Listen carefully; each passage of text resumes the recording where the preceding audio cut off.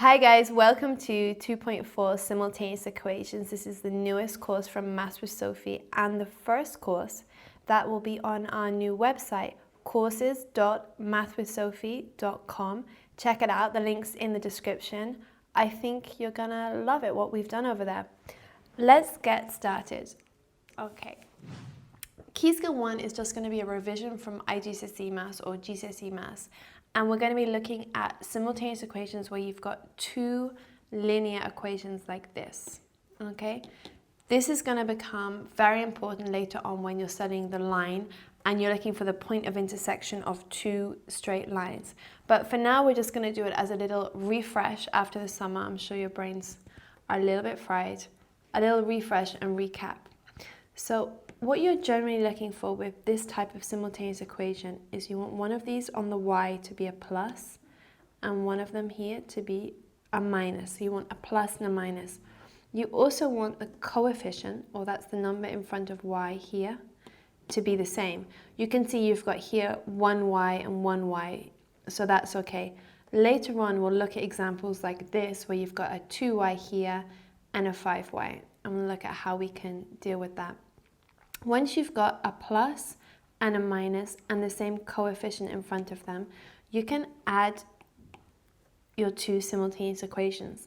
So x plus x is 2x, plus y, take away y, is 0y or nothing. You can write in here if you want 0y.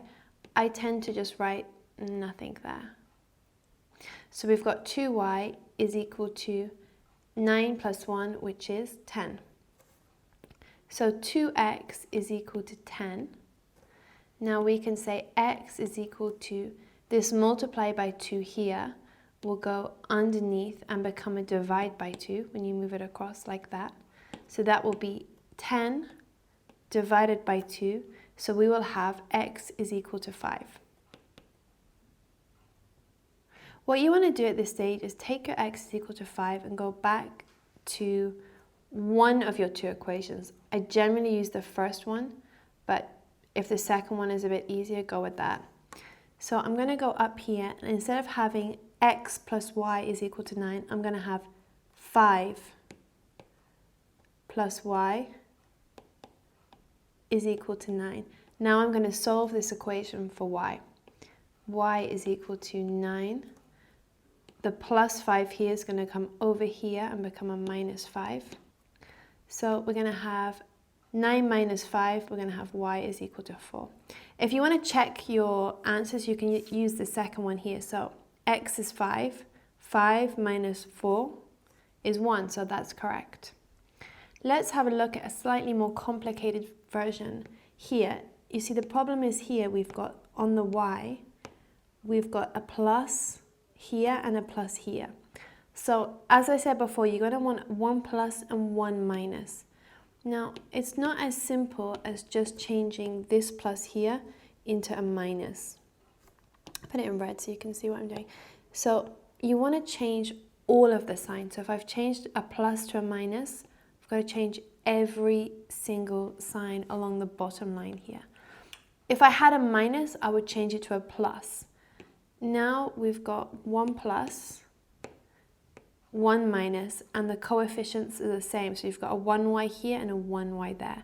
So we can add 3x take away 2x is 1x or just x. And 5 take away 4 is 1. So we know x is equal to 1. And again, we're going to go back to the first equation here and substitute that in. So now we're going to have 3 times 1 plus y is equal to 5, because we had 3x there. So 3 times 1 is 3 plus y is equal to 5.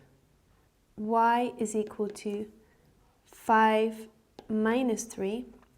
That positive 3 will come to the other side and be negative 3. So from here, you pick it up and put it to the other side. Final answer for y is equal to 2. So I'm going to go back here and check it out on my final line. 2 times x, the original equation would have been course, 2x plus y equals to 4. You can substitute it into one that you've either multiplied or changed the signs, but I wouldn't recommend you do that. Go with the original one in case you've made a mistake along the way. So 2x will be 2 times 1, so that'd be 2, plus y, which is 2. So 2 plus 2 is 4. I know that's correct. Now this one, you can see you've got one positive here, and you've got a negative there. And that's good, but you can see now they're not matching. You've got a 2y and a 5y. You haven't got the same coefficient. So what you want to do is think of a number that both 2 and 5 can divide into. So I'm going to use 10. You could also use, for example, 20. And I'm going to multiply both of these by different numbers so that this 2 will become 10.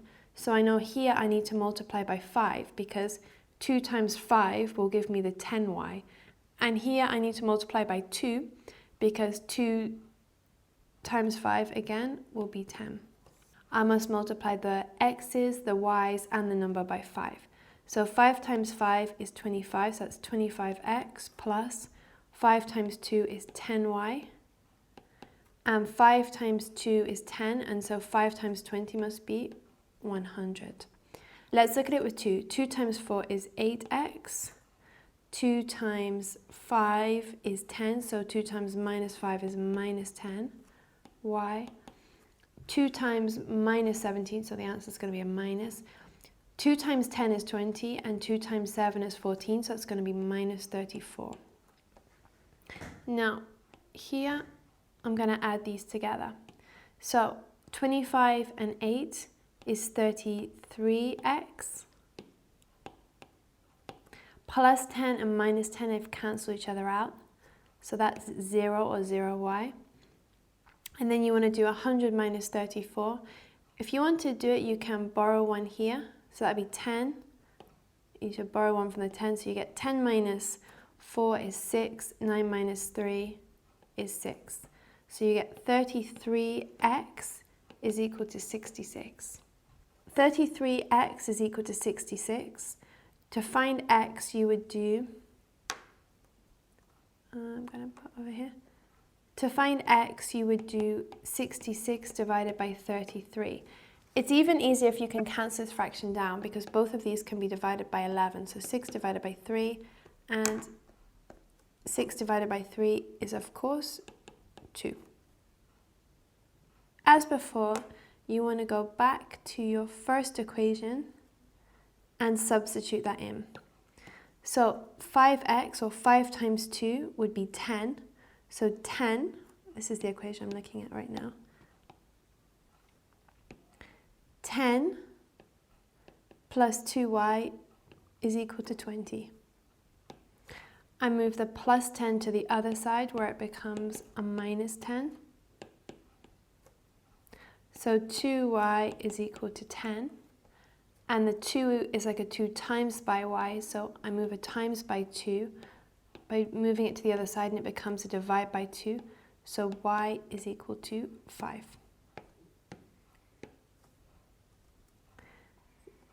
We're going to check that out in the second equation, so in this equation here, to see if it makes sense. So 4 times x, so 4 times 2 is 8, okay? Now 8 minus 5 times 5, so 8 minus 25 would be minus 17. So I use the first equation for the original substitution, and I use the second equation to check. Always using the one that I haven't multiplied or changed the sign, the original one.